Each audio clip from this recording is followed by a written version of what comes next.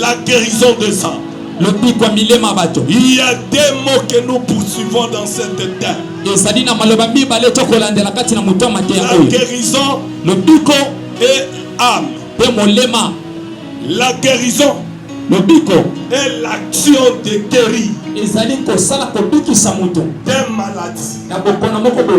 Ce soir, au nom de Jésus de Nazareth, pour quiconque qui est venu, même si tu avais la maladie corporelle, même si tu avais la maladie spirituelle, il y a un nom qui guérit ce soir. Il y a un nom qui donne la vie ce soir. Il y a un nom qui guérit la maladie incurable ce soir.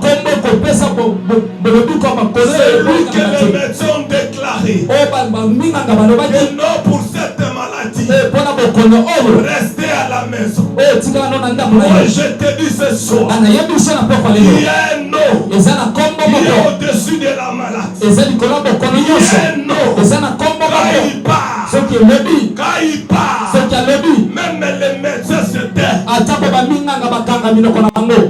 Il prend des choses de vie pour les faire sortir devant les gens, montrer à l'humanité que je suis le médecin qui guérit. Je vous invite ce soir de comprendre le médecin par l'excellence. Il est le docteur Jésus. Il veut entrer dans ton corps. J'ai dit à une personne ce soir, tu ne sortiras pas comme tu es venu. Même si tu avais la maladie de dos, même si tu avais la maladie des pieds, quoi que soit le nom de la maladie, tu devais souffrir. Engage ta foi ce soir. Ce n'est plus encore le problème des médicaments. Ce n'est plus encore le problème d'aller consulter les médecins. L'homme à qui tu es venu consulter ce soir, il est l'homme de Galilée. C'est lui qui a guéri Job. Il est capable ce soir de restaurer encore la vie d'une personne. C'est le même Dieu qui a guéri Job. C'est le même Dieu qui va opérer les miracles. Je t'amène un homme ce soir. Je t'amène un homme ce soir. Engage ta foi ce soir. Je veux prier avec toi ce soir. Je te l'ai dit en vérité. Le nom de Jésus, c'est le nom qui libère, c'est le nom qui guérit, c'est le nom qui sauve. Le nom de Jésus ce soir va te donner ce que tu n'as jamais eu. Au nom de Jésus de Nazareth. Au nom de Jésus de Nazareth. Le nom de Jésus te donne la vie ce soir.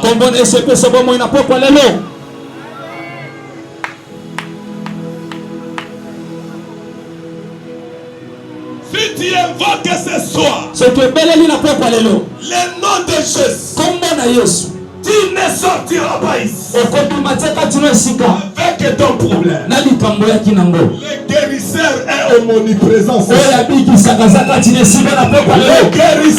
est omniprésent. Le guérisseur est omniprésent. Il y a un homme comporté matin, midi, soir. Il était placé devant le temple. Et il y a eu un jour. Ce jour est arrivé ce soir. Il y a 100 jours. 99 jours que le diable était fait souffrir. Et il y a un jour que tu vas cesser à pleurer. Ce jour est là. Ce jour est là. Il y a un homme comporté dans le temple. Il était habitué à ramasser les miettes. Il était habitué à tendre sa main. Sachant qu'on va lui donner quelque chose qui est suffisant. Le monde peut te donner la l'argent. Le monde peut te donner les médicaments. Mais l'homme à qui je t'amène ce soir, il est au-dessus des médicaments. Il est au-dessus de l'argent. Il est au-dessus de toutes les choses à s'opérer dans ta vie. Alléluia. Amen. Nabel. Et il était là, habitué à demander l'homme. Regarde-nous. Quand tu me regardes ce soir, il y a une communication qui se fait entre moi et toi. Pierre dit à Nabel, je n'ai ni l'or, je n'ai ni médicament, je n'ai ni l'huile d'onction que toi tu crois. Mais ce que j'ai, ce soir, je te le donne. Ce que j'ai, ce soir, je te transmets. Ce que j'ai comme pouvoir, je te transmets ce que j'ai comme onction. Je te transmets ce que j'ai comme pouvoir. Au nom de Jésus de Nazareth, reçois la guérison. Jésus. Amen. Batu bazoka ngai. Je dis ce que j'ai. Na lobi ona sana yango. C'est lui qui a Jésus. Mutazana Yesu. Il a tout dans ça. Azana nyuso na bomo inaye. C'est lui qui a Jésus de Nazareth. Oya zana Yesu biso Nazareth. Il a tout dans ta vie. Azana nyuso na bomo inaye. On peut te ravir et tout. Baba kikobeto na nyuso. On peut te ravir le travail. Baba kikobeto na musala. On peut te ravir ton mari. Baba kikobeto na mama na On yo. peut te ravir tes enfants. Baba kikobeto na bana na yo. On peut te ravir ta femme. Baba kikobeto na mwasi. Mais si tu as Jésus, C'est zana Yesu. tu as tout dans ta vie. Azana nyuso na bomo inaye. Job a tout perdu. Baba bingu sa nyuso. La Bible me dit, Biblia sema bananga. Dieu a restauré tout de ça. Samba zetu sa nyuso yote. Pokwa lelo. Dieu te donnera ce que tu as cherché de longtemps. Bela kopesa nyuso ulitakala. Alléluia. Amen. Job a perdu tout. Il a perdu tous les enfants. Il a perdu sa femme. Il a perdu tous les bétails animaux. Job est resté. Même son peau. Le corps était détruit. Et l'âme. Je viens de guérir ton âme ce soir. Parce que Dieu a dit à Satan, tu peux toucher tout ce qui est des choses. Mais je ne te permets pas de toucher son âme. J'ai dit à quiconque, aux membres de la famille, qui joue à ton corps, qui joue à ton avenir, tu peux jouer avec tout. Mais ton âme est très important. Amen.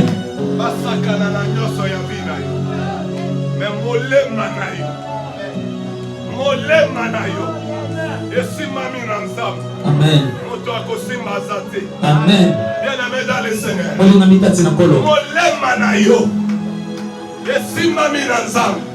Amen. Mutakosaka nazate. Amen.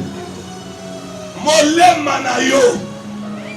Molema na yo. Molema na yo. Esimami na nzambe. Amen. Satan joue avec tous les gens. Satan asakana kina nyonso bazali nango. Il va toucher son âme. Kasi asimba molema na yete. Ce soir, Pokwa lelo. je vais guérir l'âme d'une personne. Nalingina bikisa molema mutu moko. Je vais guérir l'âme d'une personne. Nakobikisa molema mutu moko. Pierre et Jean, Petro na Jean. ils ont dit à Nabel, Balabina Nabel. on a ni l'or, Tozana olote. ni argent à te Atako donner. mbongo kopesa na Je yote. vais te donner l'argent ce Nakoki soir. kopesa mbongo na pokwa Ça lelo. ne te donnera rien comme guérison. Kopesa leko toko Je lobuko. vais te donner l'argent ce soir. Kopesa mbongo na pokwa Ça lelo. ne répondra pas à tes besoins. Kopesa biana na mitwana na Mais yote. si tu as Jésus, Tozana Yesu je Kristo. te le dis en vérité, Na yesu asale pe asolo. même si tu as perdu les parents, Atabimisa baboti il y na a yo. Jésus dans la vie. Tozana Yesu na bombo na yo. Tozana nyonso. Amen. Alléluia. Amen. C'est lui qui disait dans sa vie, je suis seul. Je n'ai personne. Tu es comme le paralytique qui était dans les jours. Jésus lui pose la question. Que veux-tu que je fasse? Il dit je n'ai personne. Que Jésus te posait des questions, des explications. Moi seulement, j'ai besoin de la guérison. Quand tu veux me dire, je n'ai personne. L'assistance des hommes n'est que vanité.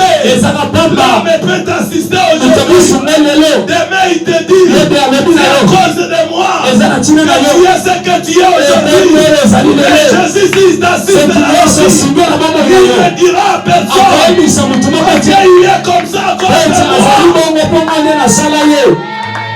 Alléluia. Amen. Alléluia. Amen. L'assistance des hommes n'est que vanité. L'assistance de Dieu est plus importante que dans ta vie. Adam, de 38 ans, il a rencontré l'homme de 33 ans qui était plus puissant que l'homme de 38 ans. Jésus lui a dit, que veux-tu que je fasse? Lui dit, Seigneur, je suis là depuis des années longtemps. Les nos s'agitent, les autres se jettent. Je n'ai personne pour m'assister, pour me sauver. Je te le dis ce soir, au nom de Jésus de Nazareth, aboli et mal. Au nom de Jésus, aussitôt l'homme de 38 ans, à cause de la parole de l'homme de Galilée, il s'est senti fort, il s'est senti puissant, il s'est levé, il a pris son lit, il s'est posé des questions. Quel est cet homme qui a maudit? Quelle est la maladie qui a traîné dans ma vie longtemps?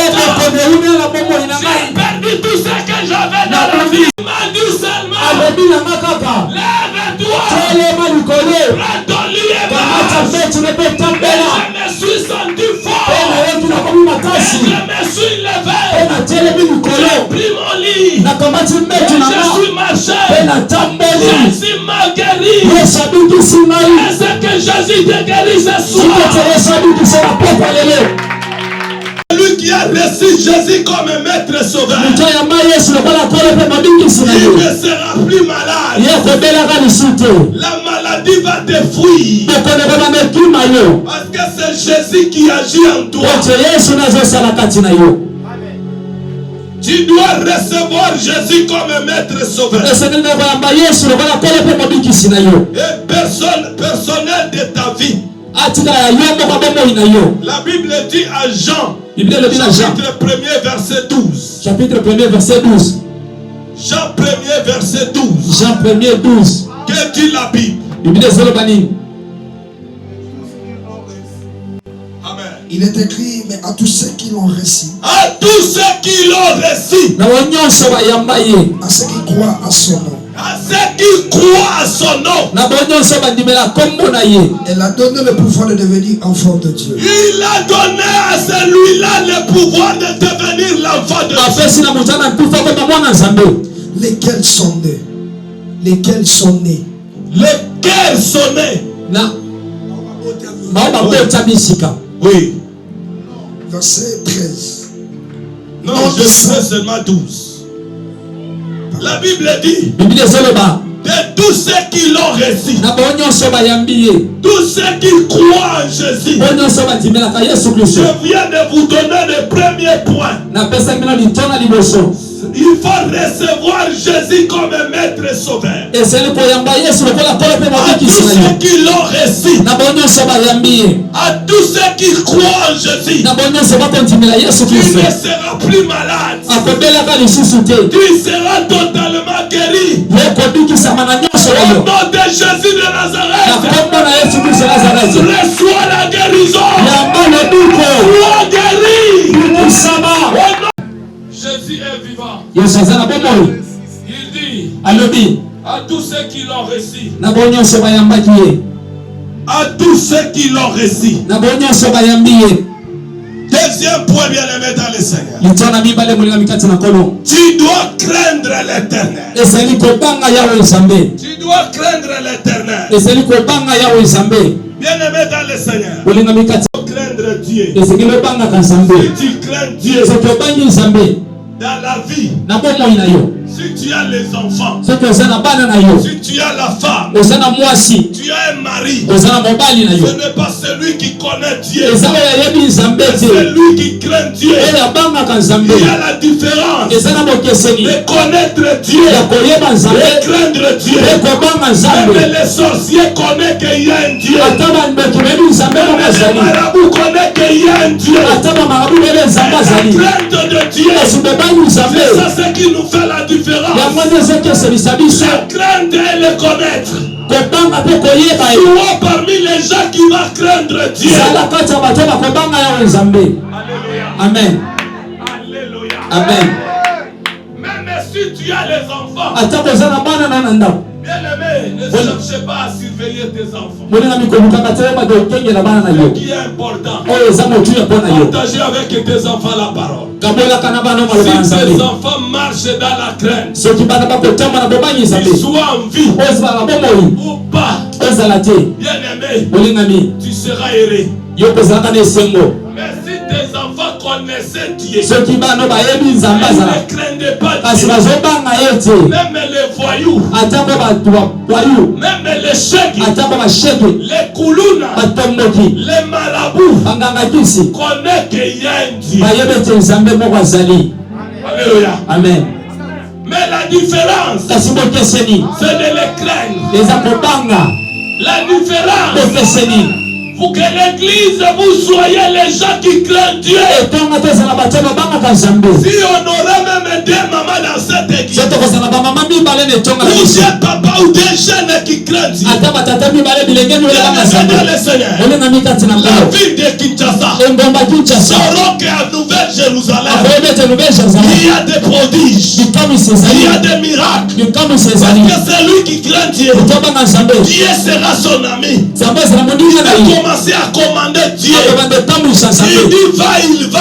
Il est un homme obéissant comme Dieu. Ce qui fait que les gens soient différents avec Dieu. Dieu n'agit pas au péché. Un homme est pécheur. Une femme est pécheur. Tu n'es pas l'ami de Dieu. Mais si tu pries, tu fais des bruits inutiles. Dieu ne t'écoutera pas. Alléluia. Amen. Les gens n'aiment pas les choses. Malachie 4 verset 2. Mais pour vous qui craignent mon nom, on ne dit pas pour vous qui connaissez mon nom. On dit pour vous qui craignez mon nom. La crainte de Dieu, c'est le commencement de tout. Celui qui craint Dieu, ma fille, mon garçon, marchez dans la crainte de Dieu. Ne se conformez pas au siècle présent. Parce que beaucoup aujourd'hui, des fois ils trahissent leur alliance avec Dieu à cause des choses qui périsseront.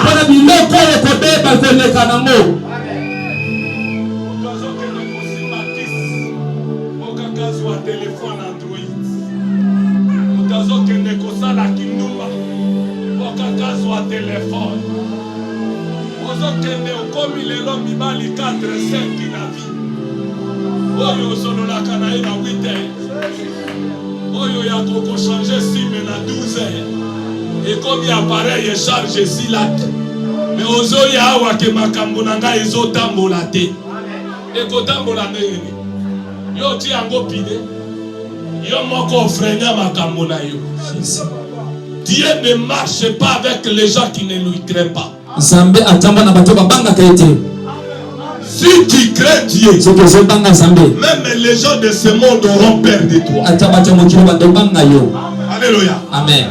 Si tu crains Dieu, tu dois parler paix. Parce que tout ce que tu diras, ça va affecter les gens. Alléluia. Amen. Alléluia. Amen. Mes enfants, craignez Dieu. Vous êtes dans le monde. Mais vous n'êtes pas de ce monde.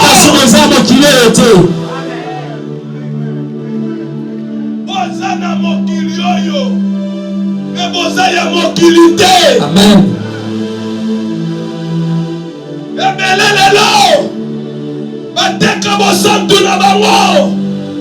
likolo ya biloko ya mokili osambelaka melo kuto tika te osambelaka moyibi otika te yozoyiba biloko ya bato bamosusu bazokufa.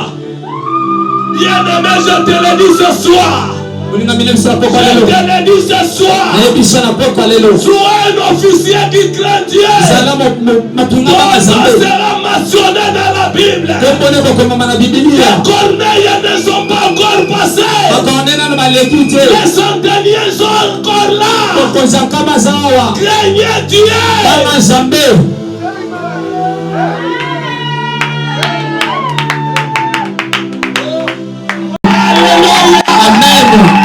Alléluia. Amen.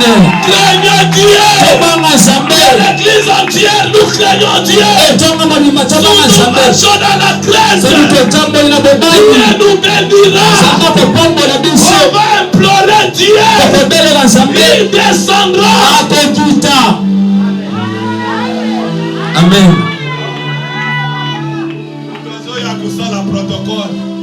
Mais avant, il y a assis à escroquer qui même 8 personnes. Alléluia. Amen.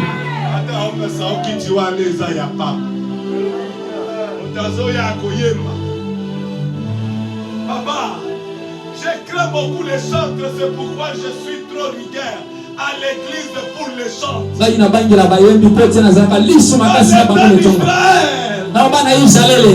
Quand il y a des guerres comme on est avec les Rwandais, on ne peut jamais aller se confier aux Américains. Nous sommes les nations qui craignent Dieu. Les chantres qu'on peut placer devant les batailles.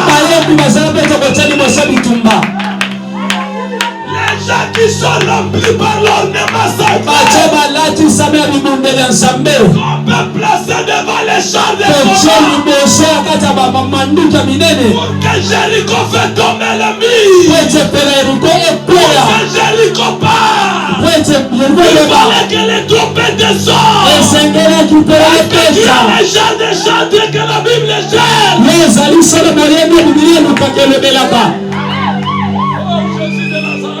Oh Yesu. On est à la recherche. Les chantres qui sont remplis par l'ornement sacré. Les chantres volés. Les chantres qui valent la parole de Dieu. C'est notre cachet. Il m'a donné ça. Pour que je ne vienne votre commerce. Tu es déjà payé par les gens de ce monde. On vient d'attendre que tu sois payé par le Père Céleste. Tu as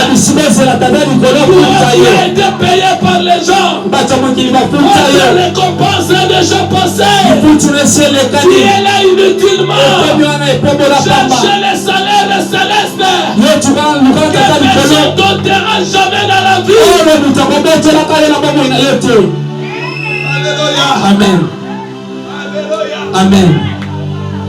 J'ai reçu les chants. Papa, après avoir chanté, les fermes. Les fermes, c'est quoi encore? Foufa Bayembi. Oh, Foufou Yabayembi. Oh, Ngaïnere Nazabo Yabana Yemba.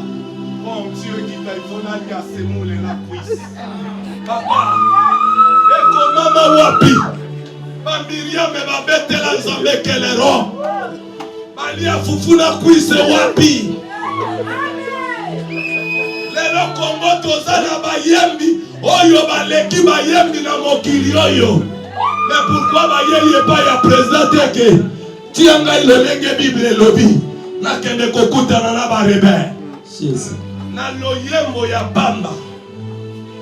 Mbulunga de kokota na ngambo na ba. Amen. Wapi bango? Parce qu'il n'y a pas la crainte de Dieu.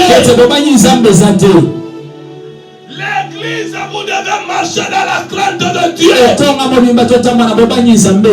soyez pas celui qui connaît Dieu. Tu resteras des années à l'église. Tu vas t'attendre que cet homme est de Dieu. Il n'a pas la force. Comme toi tu attribues les forces. Dieu me donné le paix que tu as. Mais moi je sais. La force vient de Dieu. Alléluia. Amen. Alléluia. Amen. Amen. Il y a beaucoup de gens qui ont fui l'église. Et ce soir, je t'amène le docteur Jésus. Laisse que Jésus de Nazareth te donne la guérison. Reçois la guérison. Au nom de Jésus-Christ. Jésus n'a pas même besoin de citer le nom de la maladie. Jésus n'a pas besoin de nom. Besoin de nom de la maladie. Parce qu'il n'y a pas un nom. Eza na kombo moko te. Au-dessus de notre nom. Eza likolo kombo na biso. Le nom de Jésus. Kombo na Yesu. Au-dessus de tous les noms. Eza likolo kombo nyonso. Je dis à une personne. Nazobe la mutu moko. Voici je lui donnerai la guérison. Tena na kopesa lobiko. Et la bonne santé. Je le guérirai. Na kobikisa ye. Et ce que Dieu te guérisse ce soir. Je le ouvrirai une source abondante de paix et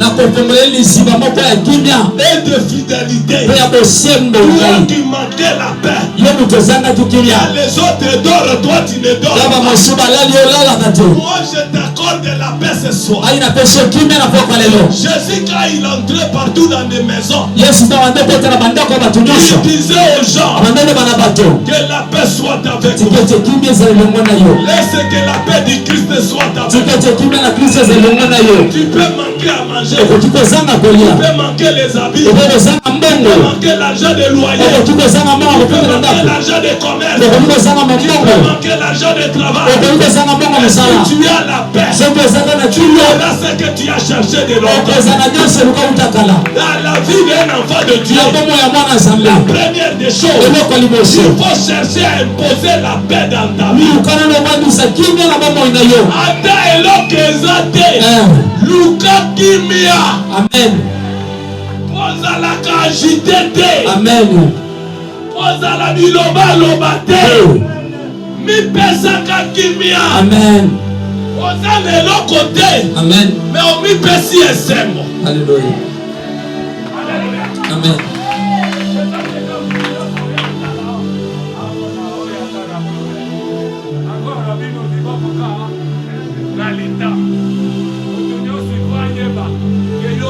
Problème. Est-ce que tu sais tous ces gens-là? Tu sais que tu as des problèmes. Beaucoup ce sont des auteurs de ton problème. Alléluia. Amen. Mais quand toi tu racontes tes problèmes à n'importe qui, et tu as les problèmes, ou tu n'as pas les problèmes, cherchez la paix.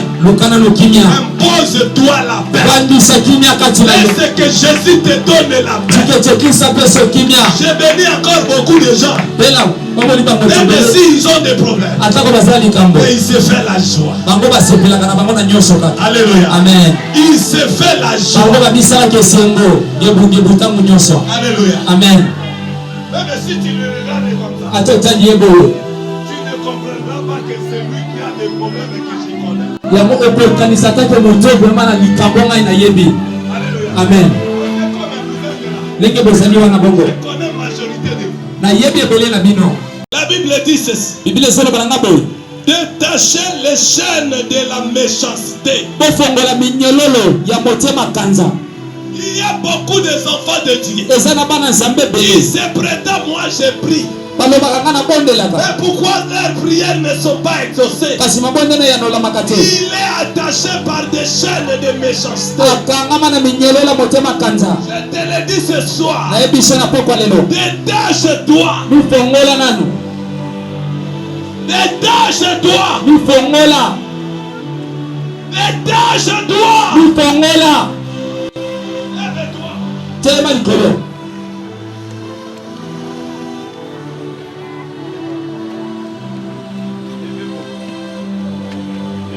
Cet verset biblique soit votre partage.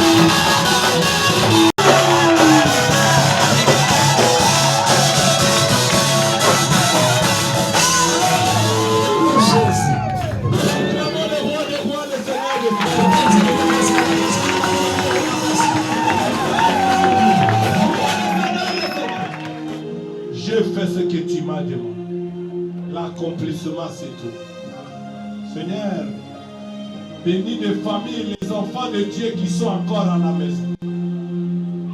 La Bible dit la foi vient de ce qu'on entend. Je te bénis, papa. Je te dis l'orateur de demain entre tes saintes mains. La journée de demain, Père, fais quelque chose. Que les gens voient, qui glorifient le Dieu Tout-Puissant, Dieu. Je bénis, Père, de gloire, l'argent qu'on vient de t'offrir. Quiconque qui a tendu sa main, qui ne manque jamais. Au nom de Jésus, je bénis les chemins de retour. Sois pourvoyeur des gens qui vont prendre les transports. Au nom de Jésus, j'ai ainsi prié. Amen. Bonne soirée à tous.